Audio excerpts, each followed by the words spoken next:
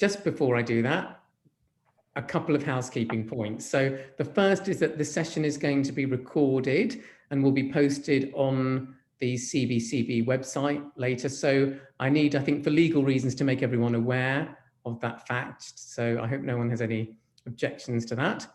And the second thing is, at the end of Lisa's talk, I will invite questions. I'd be grateful if you would post them in the chat function. I think that's probably the easiest way for me to manage them at that point. Okay, so over to you, Elisa. So, well, first of all, thank you very much. Thank you to the Department of Languages and Cultures, to the Department of English Literature, and to Nicola Wilson and David Bronner in particular for this invitation, for which I am really honored and grateful. And also thanks to the Center for Book Culture and Publishing, which included this seminar in its spring calendar, and to Sophie Haywood, who spread the news and shared the news everywhere. So I should start, well, let me share my screen with my presentation. Can you all see these? Can you all see the presentation? I think so. No objection, so I can go on. Yes, we do. Thank you. So I should start by briefly introducing my Marie Curie project, which is titled Virginia Woolf and Italian Readers. And it studies, as David said, the reception of Woolf in Italy. So I'm studying how and by whom Woolf was translated, published, reviewed, well, studied in Italy, but I try to focus in particular on readers, on the role of readers. Among the outputs of my project will be a website with a searchable database, which gathers all Italian translations of Woolf's works and all publication on and about Woolf written in Italian or however written by Italian scholars. The database will be searchable not only by author or title or publisher or year, but also by keywords, because every work is being cataloged with keywords as part of the metadata. In my research, at the moment, I've identified 5 main waves of the Italian reception of Woolf. What I've called the early reception, which is characterized by reviews and articles in literary periodicals and by the first 3 Italian translations of Woolf's work. Orlando, which was published in 1933, and then Flush and To the Lighthouse, which were translated in 1934. Then a second phase, which is characterized by a passage from the common readers to who were the main reading public in the first period before World War II, to a more intellectual and scholarly reception of her work, so mainly by academics and scholars. Then the first wave is the period in which feminist collectives and groups started to read Woolf, mainly for her political essays, and started to use her ideas. The fourth wave is what I call the canon, because these are the years in which the translation rights of Woolf first expired. So at first the translation rights, the duration was of 50 years. But then after a couple of years, the duration was extended to 70 years. And so after a couple of years after they expired in 1992. So in this couple of years, there was a flow of retranslations which appeared on the Italian marketplace. And the most important ones were those by Nadia Fusini, a prominent scholar of English literature, a feminist, and a writer herself. In 1998, Fusini also edited 2 volumes gathering all the works by Woolf in the prestigious Meridiani series, which is a kind of Italian Pleiad confirming the canonical status of an author in Italy. The fifth wave is what I've called the Italian Woolf Renaissance, because I invented this definition because these were the years in which not only Woolf became a cultural icon, but she also became a sort of pop icon in Italy as well. And thanks to the Italian Virginia Woolf Society, which I've founded with Nadia Fusini, with Liliana Rampello and Yolanda Plescia, I could touch with my own hands the interest raised by Woolf in Italy. Just to make an example, one of the first events we were invited to organize was held at the beautiful and historical Sala Borsa Library in Bologna. The event took place in the largest, biggest conference theater of the library, which can seat 300 people, and the firemen had to close the doors for security reasons because there were more than 300 people inside, more than 350 people inside, and people queuing outside, and so it was not safe to have more. So we decided to organize even bigger events in Rome at the International House of Women, which was literally filled up with people both inside and outside. We lost count of how many people were there, but surely there were more than 600 people attending the event. However, apart from all these events, this renaissance is visible in the flourishing of retranslations, new editions, and adaptations of her work, but also in the way in which she is serving of inspiration for many artists, mainly photographers and painters, as in this example. So today I'm mainly focusing on the third of the way of these 5 waves, the feminist one, but I will be using translation from the first and from the fourth wave to make a comparison. So part of these research, which is part of my talk, is going to appear soon in an article in the journal The Italianist, while the second part of my talk is still a work in progress, so any comment will be most welcomed. So, well, when I started to approach the feminist reception, I had 3 main questions in mind. What role did Woolf's work and thought play in the theoretical development of feminism in Italy? And which of Woolf's texts were discussed the most in feminist groups? And finally, how was her work received by these groups? Well, during the 1970s, feminist movements and cultural centers for women started to be organized all over Italy. And Woolf even became the iconic name chosen for a feminist cultural center in Rome, the Centro Culturale Virginia Woolf. It was an experiment in an alternative women's university, and it counted among its teachers some of the most noted thinkers and intellectuals, like, for instance, Nadia Fusini. The Virginia Woolf Center became also known as Women's University, and as it meant to realize what Virginia Woolf had imagined in Three Guineas, a college for women. Other important feminist institutions were the Women's Bookstore in Milan, and here you see a picture of how it looks today, or the Women's Library in Parma. Milan in particular played a fundamental role in the Italian feminist political practice, since it was in Milan that several feminist groups emerged and became influential, not only in Italy, but also in Europe. In particular, 1975 was a crucial year in Milan, since it saw the foundation not only of the Women's Bookstore, but also of La Tartaruga Publishing House. Well, while the bookstore played a key role in gathering, communicating, and disseminating feminist ideas ever since, La Tartaruga Publishing House answered an important need, that of translating and publishing the works of women's writers from all over the world.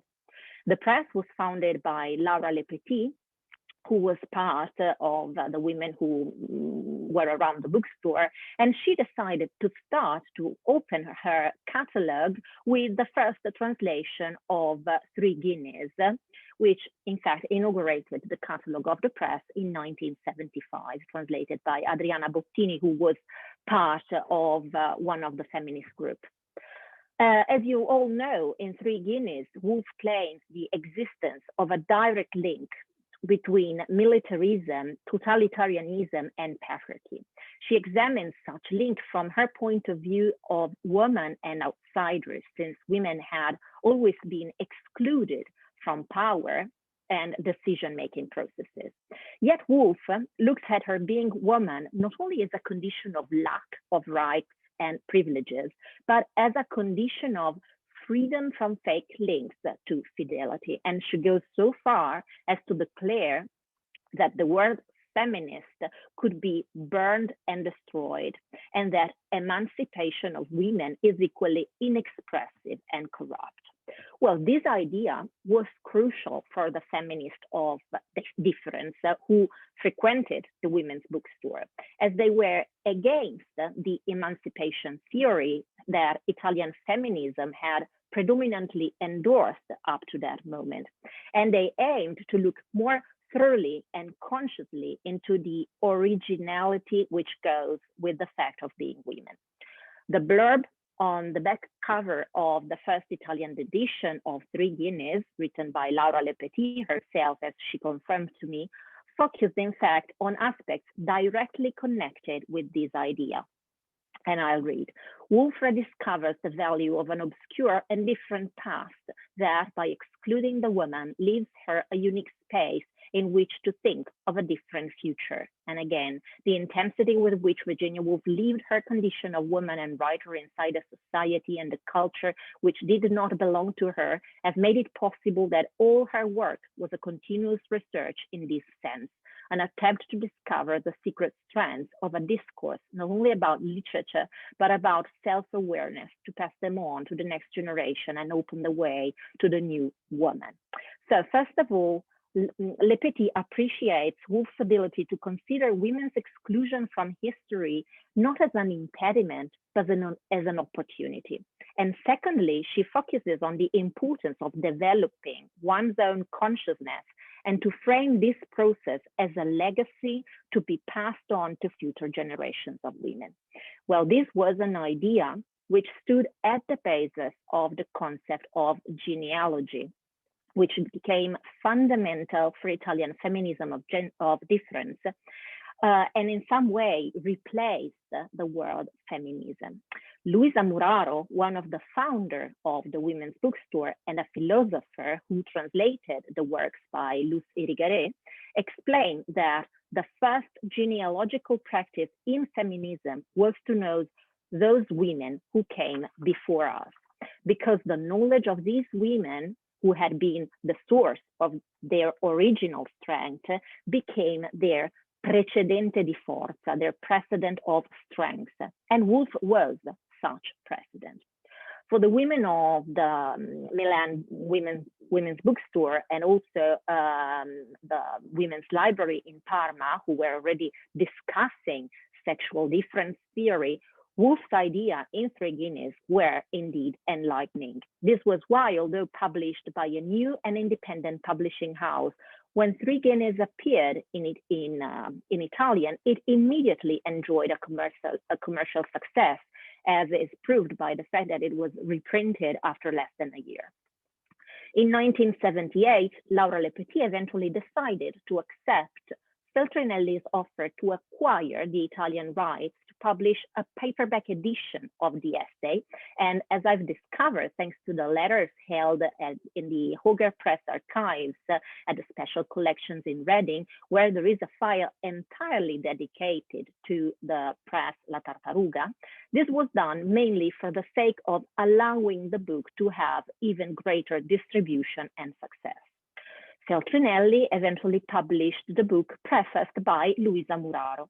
And according to Muraro, freedom for women did not just mean a recognition of their rights, because women's freedom is grounded on women's self-awareness. Women will realize themselves, according to Muraro, only by knowing themselves and women, and by making themselves known to society as women. A view that has undoubtedly a lot to share with Woolf's famous refusal in Three Guineas to join a men's association and to create a society of outsiders instead. Also, Muraro stressed how the greatest credit of Woolf's essay laid in the direct link Woolf made between acknowledging the social inferiority and marginalization of women and affirming their diversity in positive terms, thus avoiding any issues related to equality and emancipation of a sex which had always been considered inferior. Woolf's thought in Three Guineas became thus fundamental in the theoretical toolbox of sexual difference, since she was the first intellectual woman, according to Muraro, to understand that social inferiority can be fought by women by transcribing it in positive. And one of the points that Muraro develops in her introduction deals with the language Woolf forged. The rhetoric of Three Guineas is essential for what Virginia Woolf wants to face. Here the spirit lives in her letter. It is not an idea, but a path. It is not a truth, but a sequence of signs, not a synthesis, but a discontinuity. And the Italian critic Liliana Rampello indeed explains how in Three Guineas, Woolf was not speaking with a self-assertive I, but rather she was moving from the complexity of her own experience to talk about the complexity of the world. And in so doing, she was anticipating the key and founding political practice of partire da sé, which I would translate as starting from oneself, which was a key practice for feminist 70s. In this sense, Woolf's essay could be read as a possible alternative to the male symbolic rhetorical structure of essay writing. For all these reasons, Woolf became one of the mothers for their genealogical practice, both in the organization of the catalog of the Women's Library of Parma. Here you see how it was organized. It had different sections, like all libraries, novels, poetry, women's politics, philosophy, arts. But if you look at the section novels and short stories, you will see that it's divided into subsections, not only alphabetically, but what's curious is that the first section is the mothers, and the second section, the others. And Woolf was, of course, part of the mothers. She was among the mothers also in the second publication of the Milan bookstore, the so-called yellow catalog, because of the color of the cover. This catalog, which is like a chapbook, titled Catalog Number 2, Novels, The Mothers of Us All, quoting Gertrude Stein. And of course, in this booklet, Woolf is included among the mothers. So I think that all these elements answer the first of my three initial questions. I think I could say that Woolf indeed played a role in the theoretical development of feminism in Italy. Well, to answer the other two, research in other archives that was necessary, in particular those of the Milan Women's Bookstore. I used as I was to the interest raised by Woolf in Italy, I expected to find in these archives traces of, what can I say, groupies of Woolf, enthusiastic women. On the contrary, what I found was quite a surprise, and I'll explain why. The women who founded the bookstore in 1974 wanted to create a space which was not only private, as it was for the groups of autocoscienza, the self-rising consciousness, but they wanted it to be public and visible. They wanted to found something which was a symbol of the existence of women. So from a room of one's own, which was no longer enough, they wanted a public space of their own.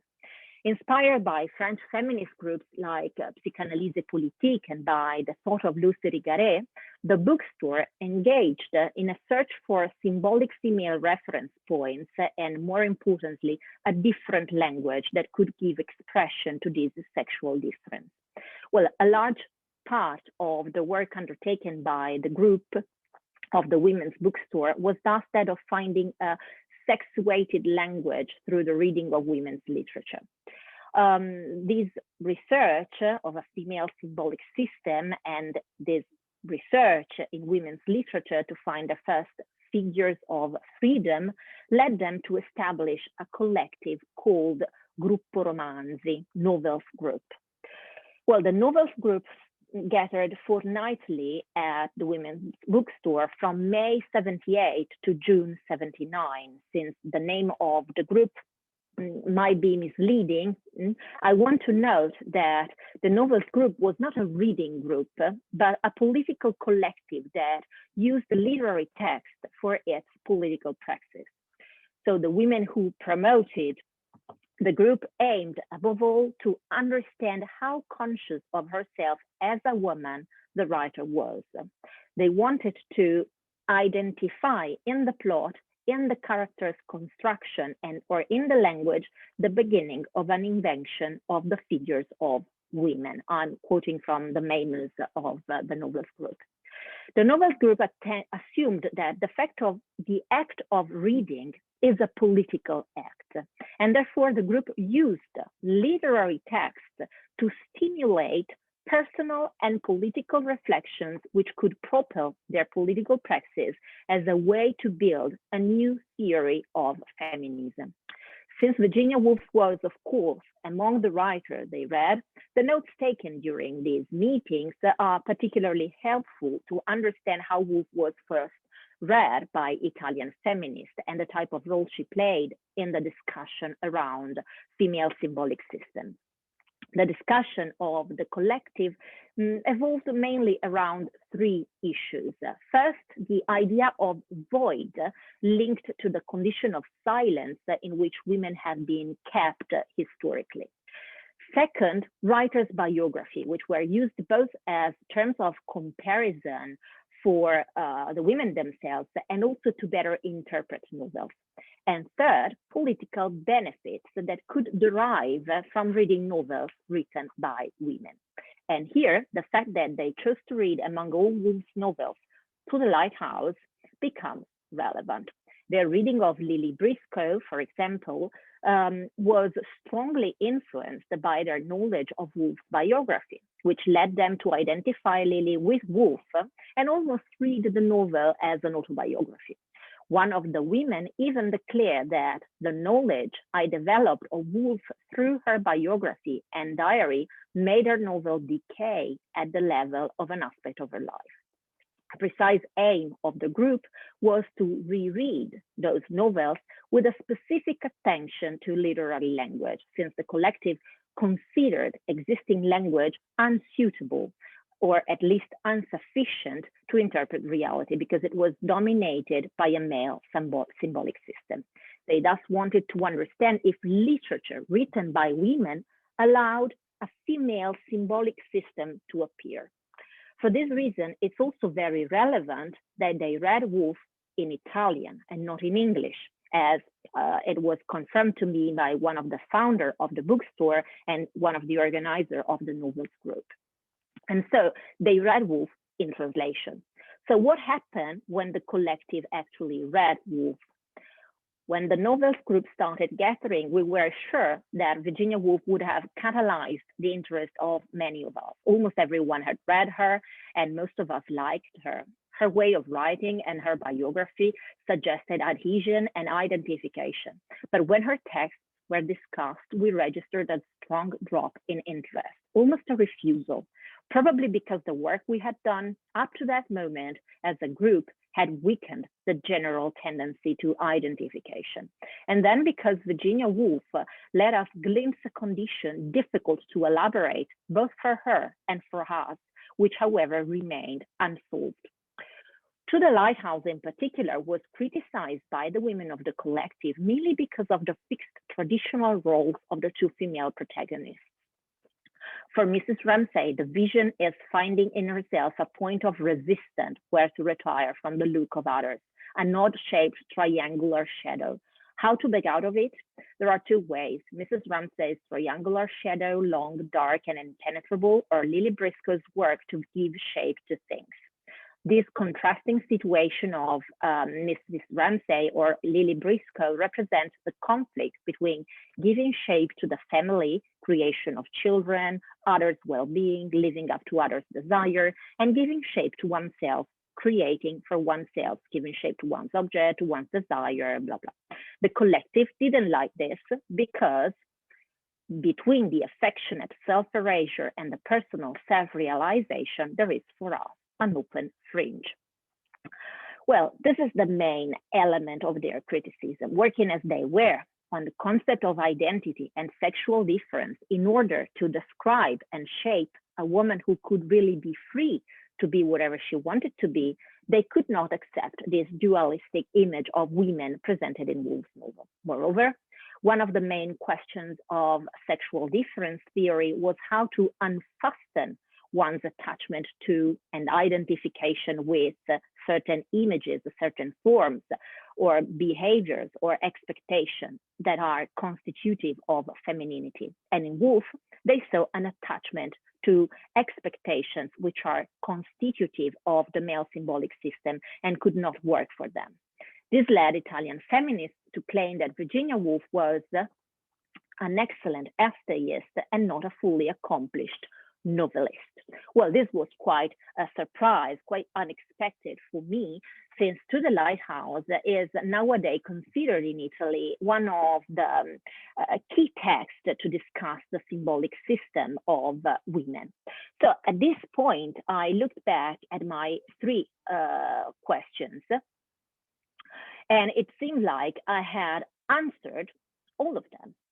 I knew what her role was in the theoretical development of feminism. I knew which books were most discussed. I knew how she was received. And yet another question was worming its way into my mind.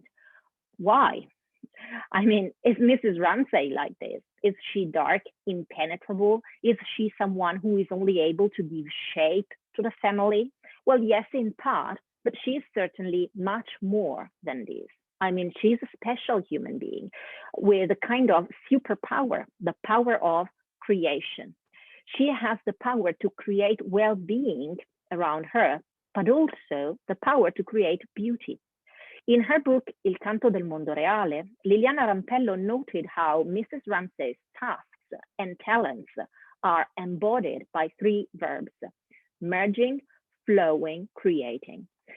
Which, well, Woolf uses this verb for Mrs. Ramsay during the dinner.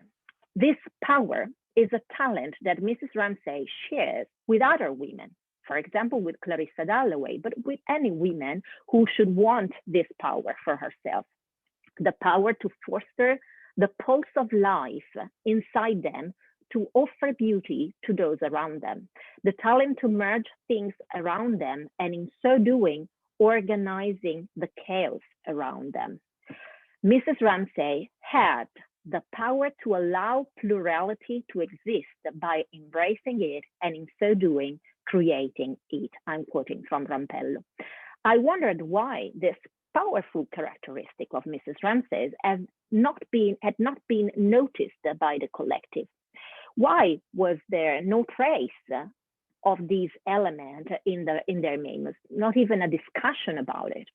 Since language played such a fundamental role in their analysis, I wondered if translation had a role in this reading of her novels and in this perception of her prose. It must have.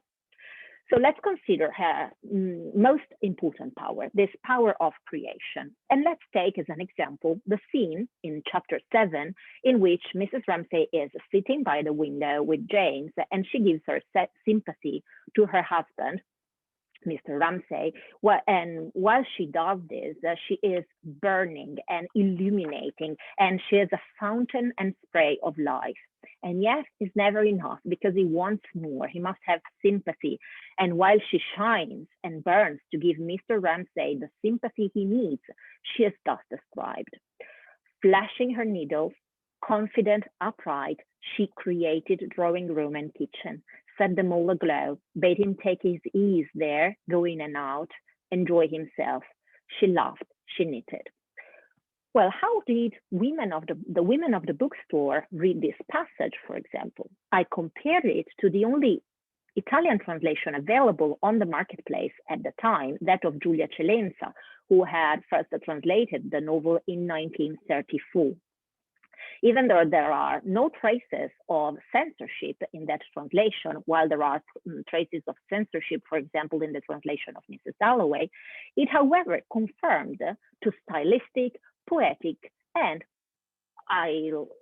in my opinion, ideological standards of the fascist period, and presented Mrs. Ramsay as a more stereotyped woman than she is in Woolf's text. Here is her translation.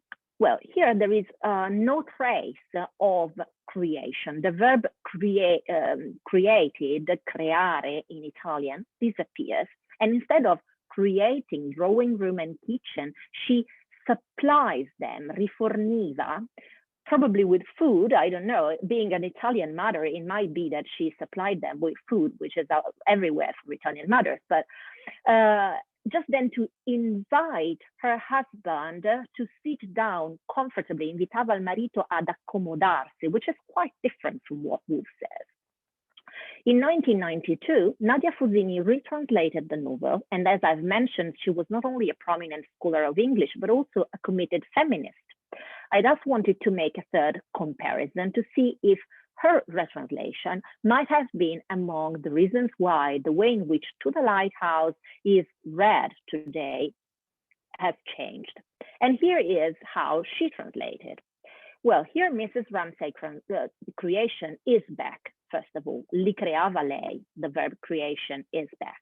And there's no trace of those elements of perfect housewifings that shine through Celenza's translation.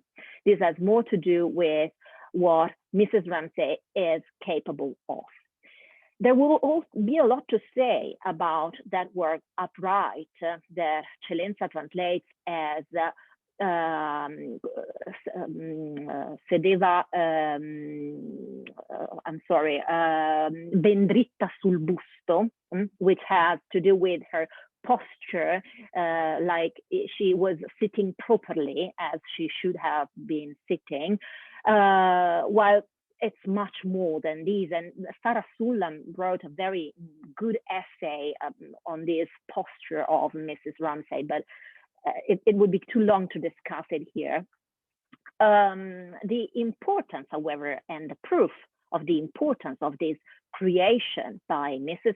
Ramsay and of her accomplished creation comes at the end of this scene when Mr. Ramsay finally goes away, leaving mother and son alone, and Mrs. Ramsay fold herself together, one petal closed in another, while there throbbed through her the rapture of successful creation. Once again, that successful creation is lightly changed in Italian and becomes l'ebbrezza della creazione felice, where felice, happy, is not successful, doesn't mean to think of an achievement. Fusini, on the contrary, will keep the idea of achievement, translating l'ebbrezza della creazione riuscita, where riuscita gives this idea of achievement. And since I mentioned creation, I will close with a second example of Mrs. Ramsay's great creation, great achievement, the dinner. From a comparison of the translation of chapter 17, the perfect chapter of the dinner, which Woolf considered her masterpiece herself, some passages are particularly striking. Let's start from the very beginning, when Mrs. Ramsay is serving the soup while thinking on herself. And we see how this construction is very similar. It's something Woolf scholars know very well, because it clearly recalls the moment in which Clarissa Dalloway walks through Piccadilly. And in fact, she had a sense of being past everything. She had a perpetual sense. And then as she held the soup, as she walks the taxi cabs, so you see the structure is more or less the same. In both sentences, what the woman is doing comes after how she feels, since since the action is not the focus, okay? The focus is not helping the soup nor watching the cabs. But here is what happens in Celenza's translation. The action of serving the soup is the one that guides the sentence. And interestingly, I'm sorry, in this case, we find this same structure in Fusini translation as well. But this comparison allowed us to see how Celenza adds inverted commas for Mrs. Ramsay's free indirect speech. And she does this very often throughout the novel, while Fusini doesn't. Fusini leaves the free indirect speech as it is. Then Mrs. Ramsay starts to consider the world around her, the room and her guest. And here comes the fundamental moment in the dinner when Mrs. Ramsay feels she has to use her superpower, the power she used a few hours before to sympathize with her husband, her power of creation, which illuminates her. The room, she looked round it, was very shabby. There was no beauty anywhere. She forbore to look at Mr. Tansley. Nothing seemed to have merged. They all sat separate, and the whole of the effort of merging and flowing and creating rested on her. Well, here are the three verbs that embody Mrs. Ramsay according to Rampello: merging, flowing, creating. What these verbs say is that this group of people, this dinner, this society of people is the creation of a woman, would not exist without her. She is the one that by merging and flowing, which is such an interesting verb in this context, creates beauty. She creates that beauty which is nowhere before she starts her creation. And here I believe Celenza really had difficulties in actually understanding this power of Mrs. Ramsay, this power of creation, because here is her version. First of all, the room is lousy and miserable and without any beauty. But while Woolf uses two separate sentences, Celenza refers the lack of beauty directly to the room, while Woolf uses a separate sentence, there was no beauty everywhere, and it clearly refers not only to furniture or objects. And then nothing seemed to have merged is translated as l'affiatamento mancava, ciascuno pareva estraneo al vicino, which means there was no synergy between people. Everyone seemed a stranger to his neighbor. But again, nothing seemed to have merged refers not only to the guest, and in fact it's nothing and not no one, but it also refers to the idea, the general idea of connection. And to connect is such a fundamental idea in modernism. Let's think of Howard Sand, only connect. This idea of connection is a key idea. And what Mrs. Ramsay feels is that there is a lack of connection. But then comes the real misunderstanding, I think. The whole of the effort of merging and flowing and creating rested on her is translated as lo sforzo di ravvivare la conversazione, di diffondere un senso di cordialità toccava lei, which means the effort to revive the conversation and spread a sense of courtesy or politeness was hers. Well, I think that the idea Celenza had in mind of Mrs. Ramsay and of her role as a wife was the result of her own life in Italy in the 1934. So a wife, a woman who was receiving guests, had to be sure to keep the conversation alive, to be polite. And so she probably read Mrs. Ramsay's character more in this direction. This has nothing to do with censorship, of course, or with a better knowledge of English. Celenza proves to know English very well. But there is clearly a cultural misunderstanding of Mrs. Ramsay's mind and talent, of her ability. And I cannot but wonder if there's the same misunderstanding happened with those women who read this translation in search for a female symbolic system and a new language for women, and found instead in Mrs. Ramsay a good wife, a good mother, and a good housewife, and thus consider her useless for their goals. In 1992, Fusini translated the sentence very differently. Here, not only Fusini doesn't even mention synergy between guests, confirming that there was no beauty anywhere, separate sentence as in Woolf, but Mrs. Ramsay's three verbs are back: merging, flowing, creating, legare, fluire, creare. Of course, these are just a couple of examples. There will be many other examples along the novel to make.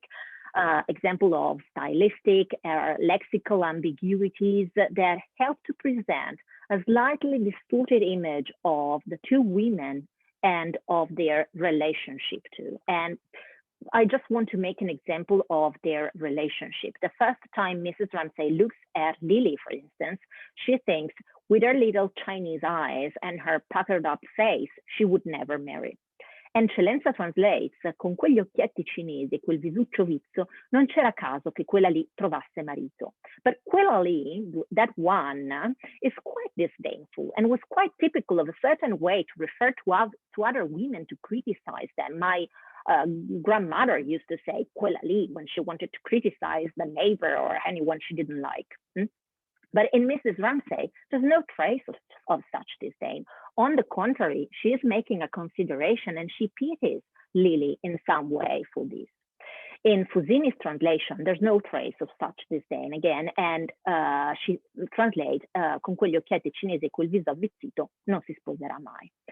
So to conclude, the main question that my research aimed to answer concerned the role Woolf's work and thought played in the theoretical development of feminism of difference in Italy. Archival documents proved fundamental because they allowed an insight into the discussions that arose among feminists reading Woolf for the first time in the 1970s. Woolf's idea of preferring women's liberty to women's emancipation was certainly the one that the collective of the Women's Bookstore and of the Women's Library in Parma appreciated best. This was, of course, one of the reasons that led Italian feminists to consider Woolf as a madre del pensiero, mother of thought. Yet, while Woolf's essay helped to enhance the theoretical toolbox of sexual difference theory in the Italian feminist context, the same was not entirely true for her novels. Her prose was a much more debated issue because hers was considered a language of artistic creation and not of self-expression and self-understanding.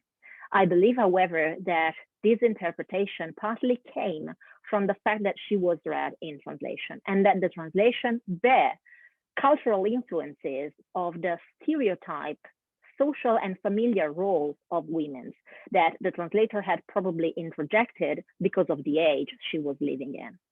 1992 translation by Nadia Fusini eventually allowed Mrs. Ramsay and Lily Briscoe to shine through their complex personality and thus allowed the novel to gain the due relevance in women's studies and feminist thought in Italy. Thank you.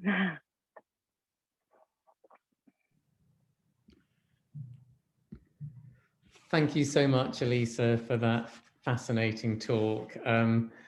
Yeah, really interesting. I've got lots of questions I'd like to ask, but I'm going to save them up and and allow other people to kick us off. So yeah, if you'd like to post a question using the chat function, or if you prefer, you could use the raise hand function, and I'll invite you to unmute yourself at that point. You could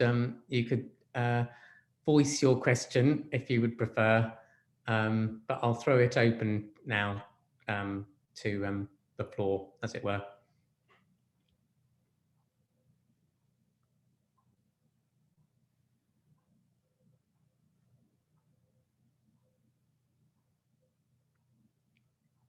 I think you stunned everyone into silence, unless I'm not seeing a. Okay, so there's a question from. Oh yes. That's a factual question, I think. Yeah. So yes. Can you see that in the chat? Sarah Sulam. Yeah. And she is here, I think, but because I don't remember the title of her essay exactly, but I can find it. I'm afraid it's in Italian, so you have to know Italian to read it.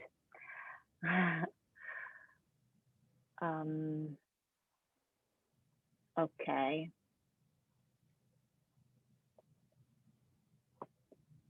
here I come with the title. Okay.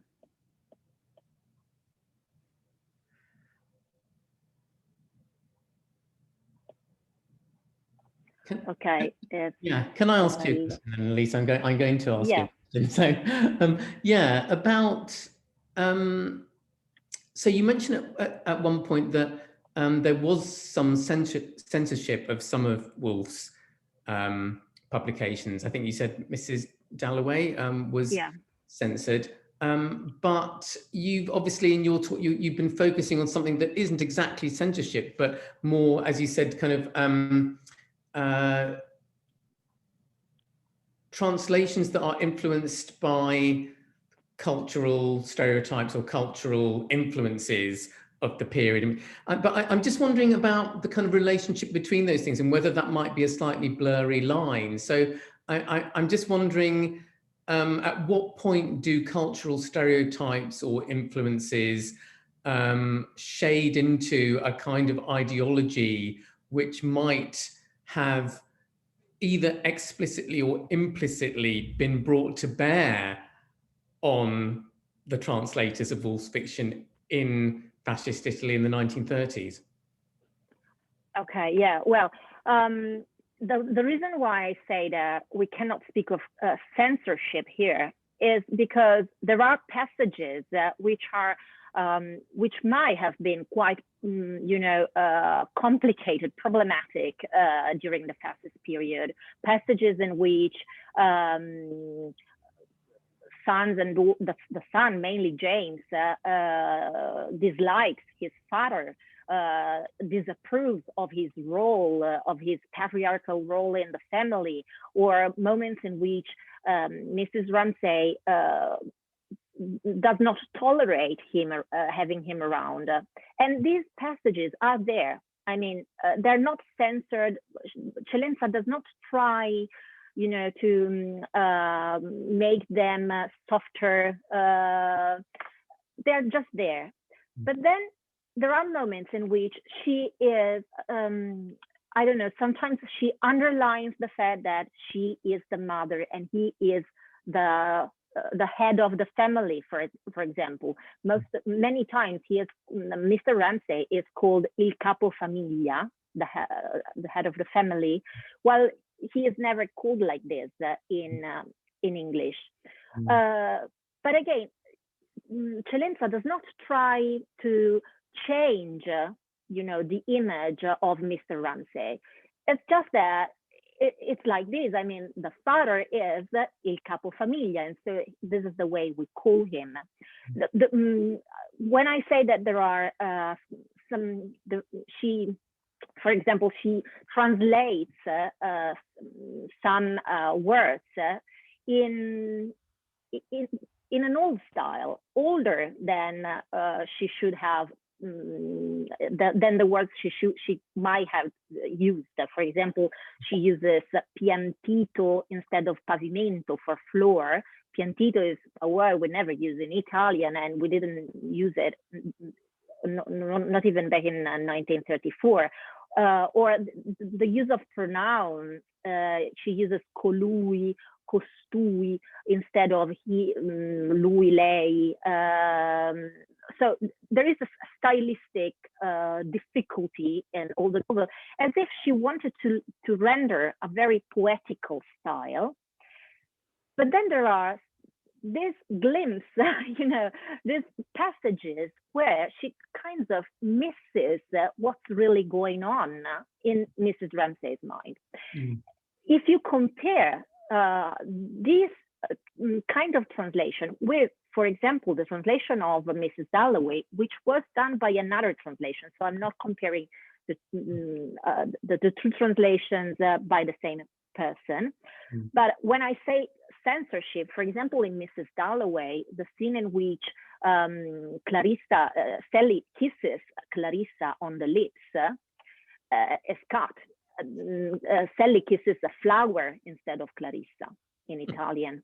And again, it's not a problem of misunderstanding. The translator, Alessandra Scalero, knew perfectly well that Clarissa was kissing her on, Sally was kissing her on the lips.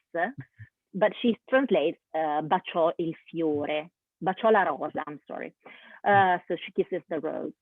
So this is censorship, or in other parts, there are letters in which the translator tried to cut the suicide, Septimus' suicide. But it was impossible to cut Septimus' suicide from the novel. And so the publication of Mrs. Dalloway had to be postponed. And in fact, it was ready in 1940, but it had to be postponed to 1946. And it was published in 1946 after the end of World War II. Not because of the homosexuality reasons, because of course the kiss was no longer there, but because of suicide, which was not allowed. So that's why I say there is not this kind of censorship. There are strong images into the Lighthouse which remain in the Italian translation, but the roles are very stereotyped. You know, the mother is more a mother than a woman. Mm-hmm. Yeah, thank you. Really interesting. Okay, we've got some great questions now in the chat function. So John Scholar has written, could you talk a bit more about why Woolf in The Three Guineas dislikes the word feminism and the links between this and what you called emancipation theory, if I've understood correctly? Okay, yes. Well, Woolf in Three Guineas says that since the goal of feminism is to allow women to have the same rights, and so the right to vote mainly, and the right to access professions, then since we have gained this, we could as well bury the word feminist. Of course, this was quite a strong statement, above all in 1938, when feminism has still to, start all its battles. But she was saying this to say, I'm not focusing on rights because this is something which is being given to me once again by a patriarchal system. It's a male-dominated world. A world built by men, thought for men, and in fact, in Three Guineas, she starts with the idea that the most important thing is education, because we have to change the way in which we educate men and women, because we educate men with the idea of being loyal to the country. Patriotism is another idea she dislikes. And this idea of raising men with the idea of, cherishing their country and be ready to give their life for their country is the idea that leads to war. If you want to have peace, you have to change this idea from people's minds. And so in this way, she was saying, I don't want the rights given to me by a world which is built in the wrong way. Before, I have to change the way in which I look at the world. So I don't want to emancipate my position to reach a position which for me is not a winning position, which for me is a position which is full of problems. And we have to be in this together. And in fact, I use Woolf a lot also with students in high school, because I think that her idea of being together is so strong, because she doesn't say we as women must emancipate and become like men. She says we as women have the freedom of not having learned that we must be faithful to an idea of patriotism, of fidelity to politics, because we are like slaves for many years. We have had no rights for many years. So I don't want this kind of things. I don't want to emancipate to reach this. I want to change things, and I can change things if I stay outside and I keep thinking as an outsider. And as we know, while writing Three Guineas, she notes in her diary, thinking is my fighting. And she wants to be free in order to think freely. So this is her idea of emancipation, which was exactly the same direction that was being taken by feminists of difference. They didn't want to be the same as men. They said, no, stop. But this kind of world is not what we want to live in. We want to change things. So why should we want to be equal? We want them to join us in difference. We want to be different together and create something new together. I hope it's yeah. clear. So we've got lots of interesting questions coming through now. So one from DM Withers. I'm sorry, I don't know what the D and the M stand for, but when were other more experimental books by Woolf translated? I'm thinking specifically of The Waves, translated into Italian. Were they read in the Italian women's movement? If so, were they received as examples of female symbolic language? It seems pretty impossible to impose any kind of cultural stereotype onto that book. The Waves, I'm assuming. Yeah, I mean, yeah. The Waves was translated in 1950 by Giulio De Angelis, who was the translator who will then translate Ulysses by James Joyce.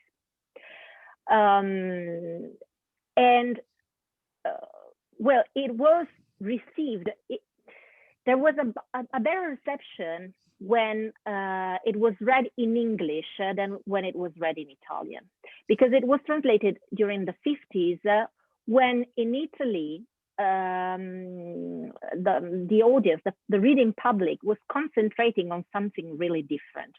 It was much more oriented on essay writing, neorealism, and all these psychological narration of these 6 characters in the waves was not exactly what the reading public was looking for. So at first, the waves was not really discussed. For example, it doesn't even, it is not even listed among the books read by the collective's novels group. They read, for example, they quote Mrs. Dalloway, they quote, not really Orlando, because also Orlando came much later in the feminist reception. They quote Room of One's Own, but not the short stories, but not the waves. When Nadia Fusini retranslated The Waves in 1993 for the beautiful series by Einaudi, Scrittori tradotti da scrittori, writers translated by writers, well, the novel gained the success that it should have enjoyed. I mean, nowadays, The Waves is like a cult book for Italian feminists, and theatrical play have been made inspired by The Waves. So there have been adaptations, or also photo exhibitions inspired by The Waves. So nowadays it has a strong influence, but not in the 1950s when it was translated. Really interesting. Thank you. So we have a question from Carlotta Moro. You discussed Woolf's crucial importance for women's collectives and for her vast female readership. What do you think about Woolf's presence within institutions now? Is she given the importance and attention she deserves in the school curriculum and in university programs in Italy, or is she ignored in these settings like other women writers? Well, I cannot say she's ignored, because she's not.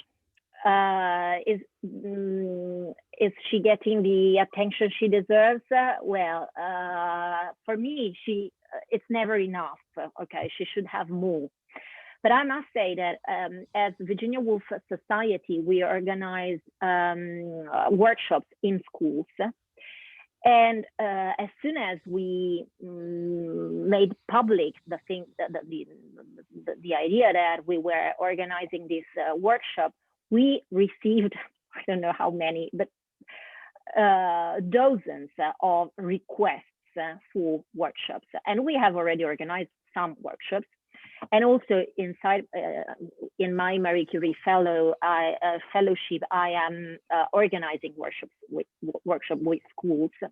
And I always find a great enthusiasm in high school teachers regarding Woolf. In academia, at university, there are some scholars who are in love with Woolf, but there are also universities where Woolf is simply not there. But I cannot say she is ignored, not like other women. She's one of those who are present. When you mention women writers, Woolf is there. Okay, thank you. And the question from Alison Martin, an old friend of ours. Nice to see you again, Alison. A fascinating talk, Elisa, with extremely illustrative examples. I wonder to what extent some of these refractions have also to do with the sheer slipperiness and elusiveness of translating Woolf. Is it primarily in these representations of womanhood that Celenza grapples most with the text as a translator, or are there less overtly gendered examples?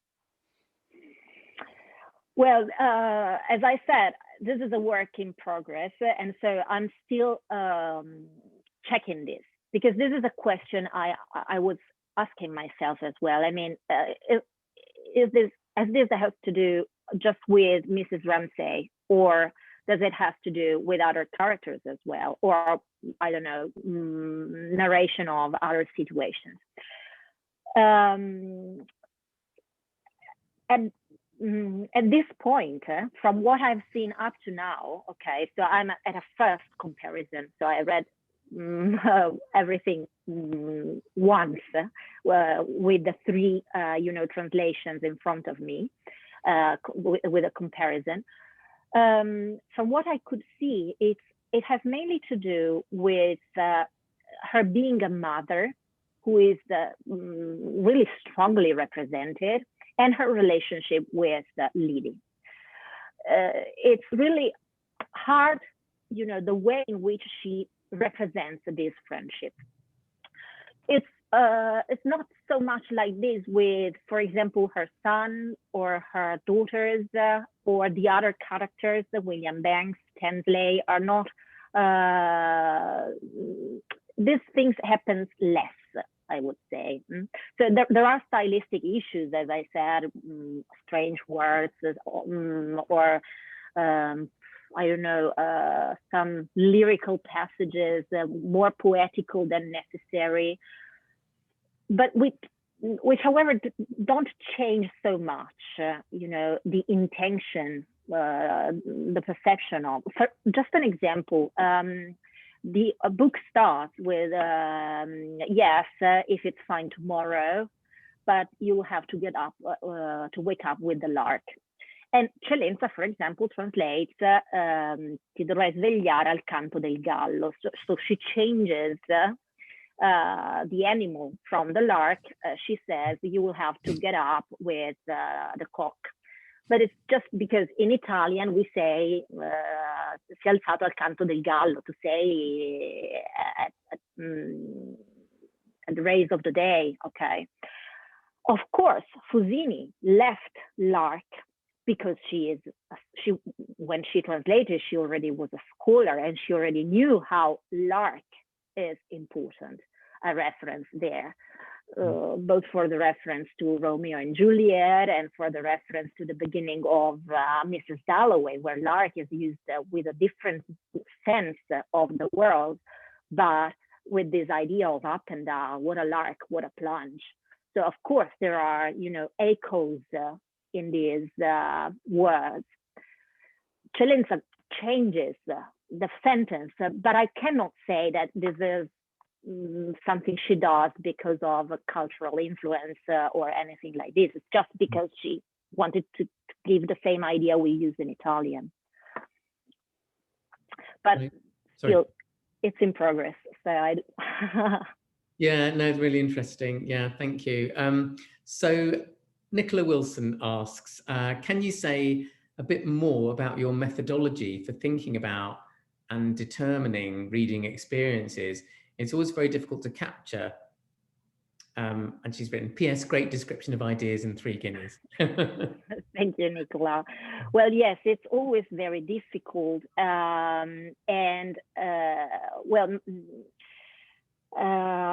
My methodology in this case was that I was lucky to find the memos of the reading groups.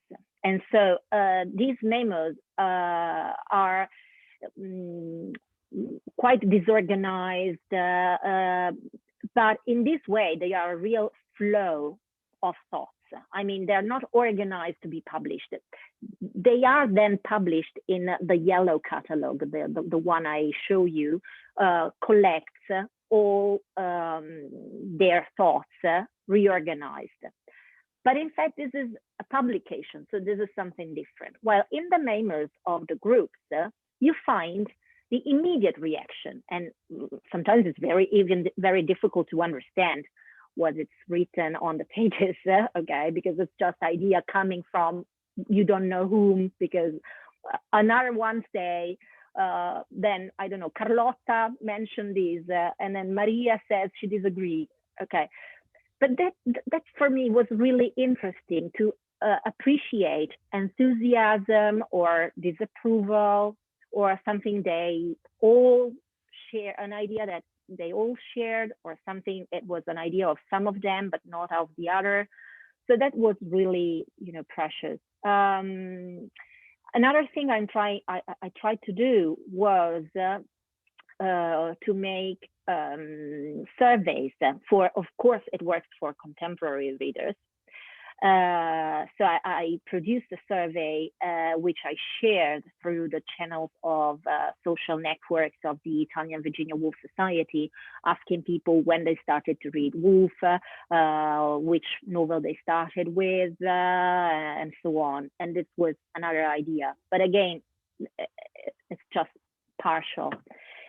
And then there's what I see from all the events that we organized as Virginia Woolf Society. So many women stop after, mainly women, but not only women, also men, stop after a talk, after an event, and come to us, I mean, to me and to the other members of the society to, you know, to tell us about their feelings in reading Woolf. There's so much sharing of these thoughts in the Woolf community.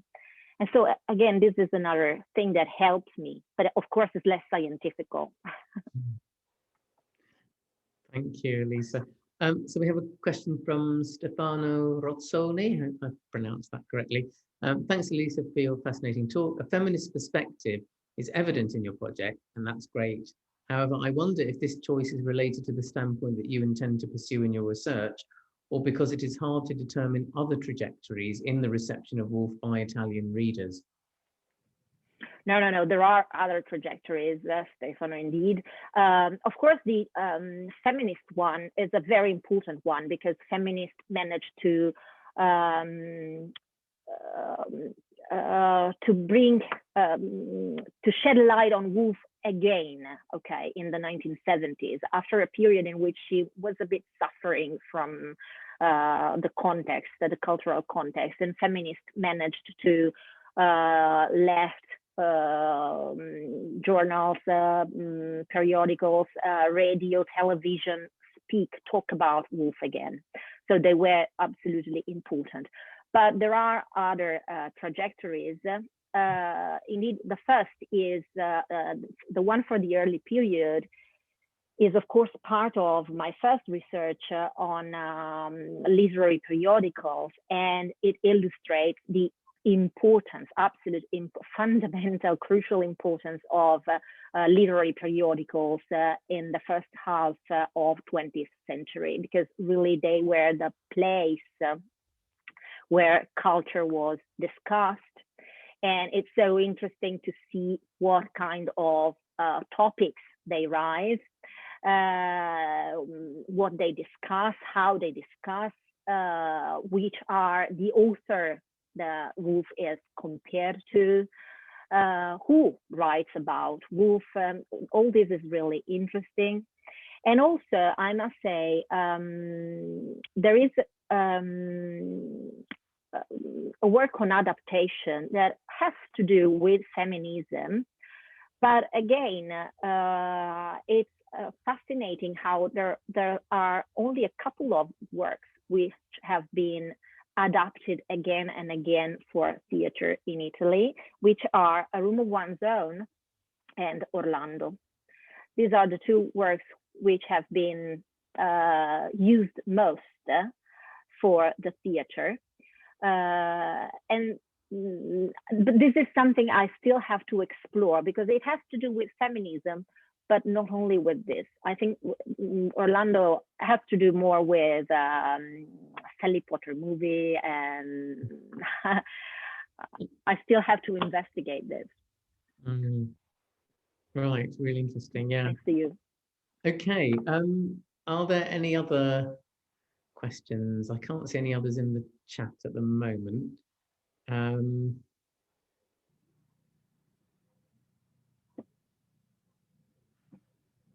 I have one more question, if I may, and then maybe we'll see if there are any final questions and then wrap it up. So near the start of your talk, you were talking about the importance of genealogy for kind of feminist writers discovering or rediscovering Woolf. And you also then talked about, and you'll have to forgive me, I can't remember what the Italian phrase was, but you translated it as starting from oneself, as being yes, partire da sé, yes. Yes, being an important kind of principle. And I was just wondering about, I mean, is there, do you think, a tension between those two things?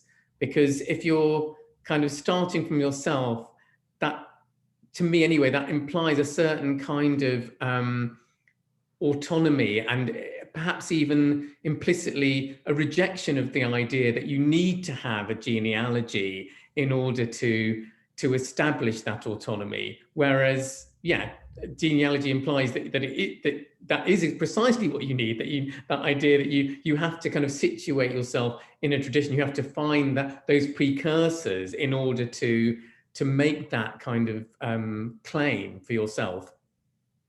Well, yes, absolutely. You are absolutely right. But that's I cut that part because of time reasons. But part of this practice of partire da sé, of starting from oneself, was the fundamental practice of relationships. La pratica delle relazioni, it was called. And part of the practice of relationship was the crucial practice of entrustment, which in Italian is affidamento. So these women chose another woman who was superior to them in any possible way. Maybe because she was more powerful politically, maybe because she was more educated, maybe because she already had sexual experiences, and so she knew about life. It could be anything. But they decided to entrust to that woman. And that woman decided that she would help her friend, her colleague in this practice of entrustment. Well, this was fundamental to understand that, first of all, you have to start from yourself, but you are not alone. You're not working isolated from the context and isolated from what is around you. You start from yourself, but you are inside a practice of relationship. And in this practice of relationship, it is fundamental to have a mother who does not have to be your mother. And in fact, one of the first thing they did was saying, okay, what are we going to do? Are we going to refuse our mothers because of what they did? And then there were some women who said, I don't want to refuse them. I want to cherish, for example, the fact that they are silent, that the silence in my house was the role of women. And if I speak and I fill that silence with words, I am refusing this idea. I'm, rejecting the idea of what women have been for so many years. So how can I use my words to fill the world with a language, with a new language, yet without refusing this idea of my mother who had been silent for so many years.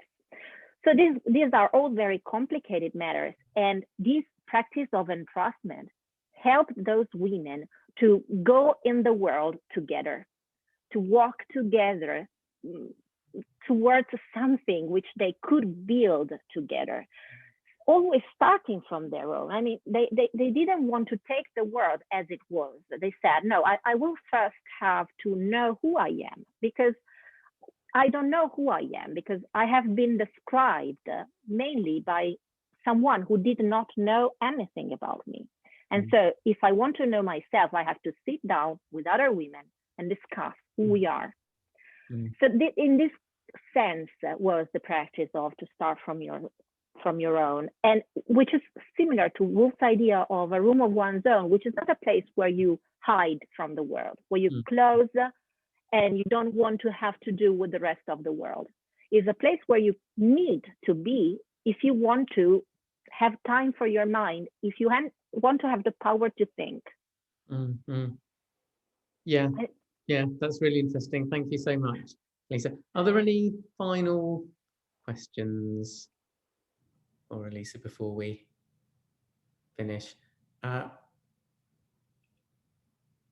Okay, well, it just remains for me to say thank you so much. And yeah, and thanks to Rebecca again for hosting. Thanks everyone for attending and for your excellent questions. And we hope to see you again for our next research seminar.